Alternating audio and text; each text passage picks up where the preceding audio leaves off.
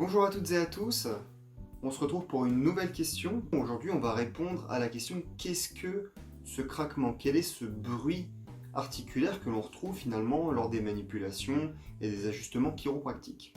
Pour pouvoir répondre à cette question, on va devoir faire quelques petits rappels. Alors, une amplitude de mouvement, c'est finalement l'angulation qu'une articulation est capable de prendre. Si je prends l'exemple de mon doigt, il peut aller comme ça, il peut monter jusque là. Là on a une flexion, là on a une extension.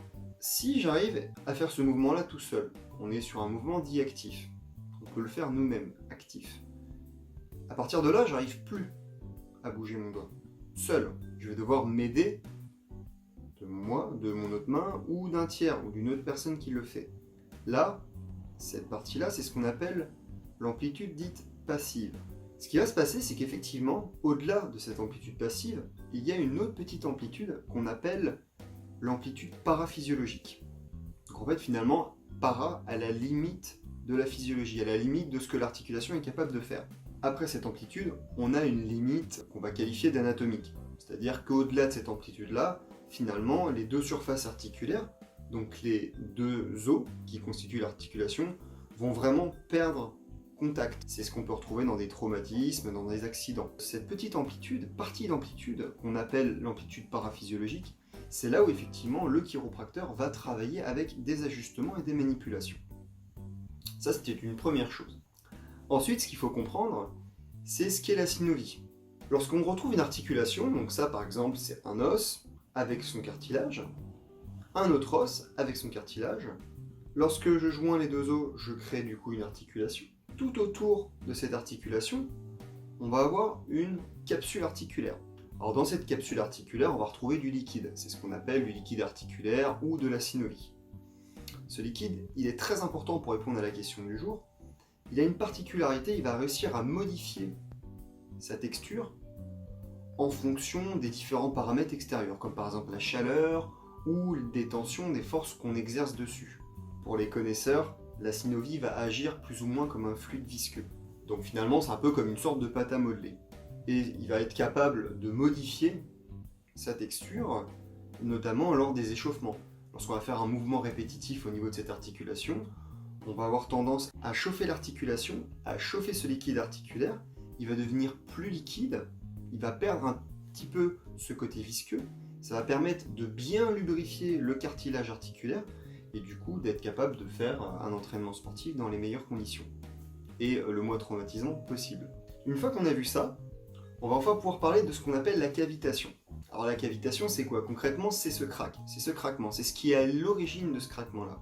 Alors il y a une définition, effectivement, ils disent que la cavitation, c'est une formation de poche ou de bulle d'air au sein d'un milieu liquide initialement homogène. Encore une fois, c'est un gros mot. Donc concrètement, c'est quoi?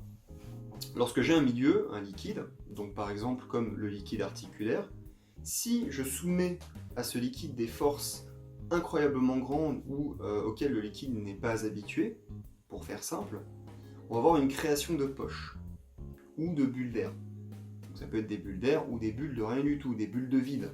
C'est finalement la rupture d'un milieu qui est continu de liquide, sous l'effet de contraintes excessives. Dans l'articulation, lors de l'ajustement chiropractique, finalement, on va venir séparer les deux surfaces articulaires de l'articulation.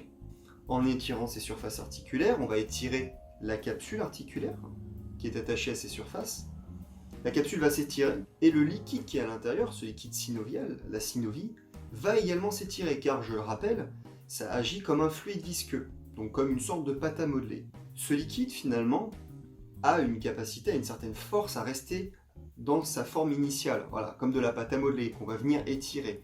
Ça va être un peu difficile quand on étire la pâte à modeler, et au bout d'un moment, on va tellement tirer que finalement la force va être tellement importante que ça va casser. Ça va casser, ou alors ça va pas complètement casser, on aura juste une formation de trou au niveau de la pâte à modeler qu'on a étirée. Et bien c'est exactement ça. Et finalement on va avoir ce qu'on appelle cette cavitation, ou tribonucléation. Voilà, c'est le terme encore plus technique. Donc juste ici, on peut voir sur cette IRM qu'on a une petite tache hypo-intense, un signal hypo-intense. Donc finalement c'est quoi? C'est une petite tache noire sur l'IRM. Lorsqu'on a du noir sur une IRM, une petite tache noire, concrètement ça peut correspondre à du gaz ou à du vide. En l'occurrence ça va être du vide. On remarque comparativement sur l'IRM que juste avant d'avoir cet ajustement, cette cavitation, cette tribonucléation, on n'a pas du tout cette tache hypointense, cette tache noire, d'accord? Après l'ajustement, ou pendant l'ajustement, au moment où il y a le crack, on retrouve cette tache hypointense, donc cette bulle de vide qui se crée.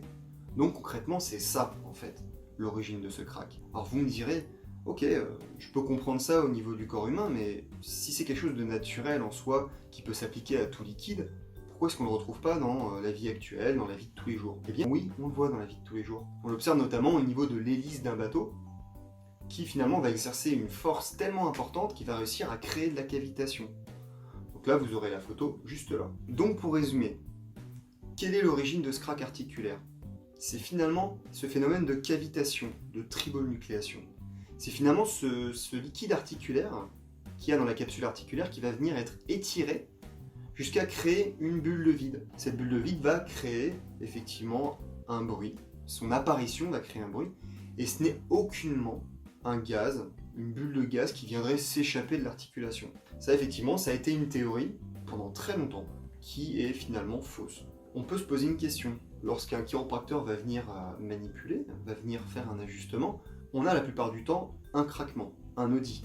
Est-ce que ce craquement signifie que l'ajustement a été réussi ou que l'ajustement n'a pas été réussi? Donc là, ce que je vais donner, c'est mon avis, issu de mon expérience. Le but de l'ajustement, donc un ajustement articulaire, je précise, parce qu'effectivement, en chiropraxie, on peut retrouver d'autres types d'ajustements, mais là, je vais me focaliser vraiment sur l'ajustement articulaire, que tout le monde connaît. Lors de l'ajustement, le but du jeu, c'est de mettre une tension sur cette capsule articulaire.